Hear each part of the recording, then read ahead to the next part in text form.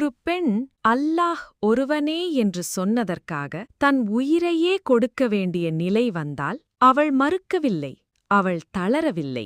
அவளின் பெயர் சுமையா பிந்த் கையாத் ரதியல்லாஹு அன்ஹா. இஸ்லாத்தின் முதல் ஷஹீத், முதல் தியாகி. இது நபி ஸல்லல்லாஹு அலைஹி வஸல்லம் அவர்களின் ஆரம்ப காலம். கிபி 615 மக்கா நகரம். இஸ்லாம் பரவிக்கொண்டிருந்தது. ஆனால் குரைஷ் மக்கள் அதை ஏற்கவில்லை. சுமையா ஒரு வயதான பெண், ஒரு முன்னாள் அடிமை. அவளுக்கு ஆதரவாக யாருமில்லை. ஆனால் அவளிடம் இருந்தது உறுதியான ஈமான். அவளின் கணவர் யாசிர் ரதி, மகன் அம்மார் ரதி, அவர்களும் இஸ்லாமை ஏற்றனர். இந்த குடும்பம் முழுவதும் கடுமையான சோதனைக்கு உட்பட்டது. அபூ ஜஹல் மற்றும் குரைஷ் தலைவர்கள் அவர்களை கடும் வெயிலில் இழுத்துச் சென்றார்கள்.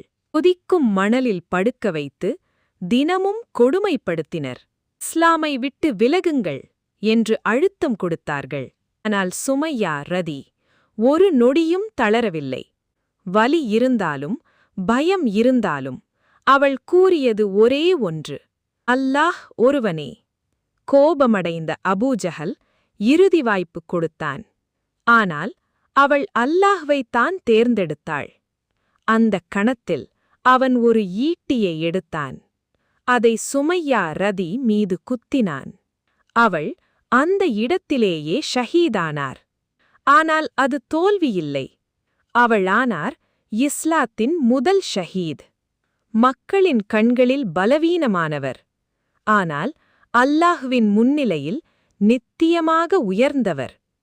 அவர்கள் அவளின் உடலை உடைத்தார்கள், ஆனால் அவளின் ஈமானை உடைக்க முடியவில்லை. இந்த வரலாறு உங்கள் மனதை தொட்டிருந்தால் சுப்ஹானல்லாஹ் என்று காமெண்ட் செய்யுங்கள். அனிமேஷன் தமிழ் சேனலை சப்ஸ்கிரைப் செய்யுங்கள்.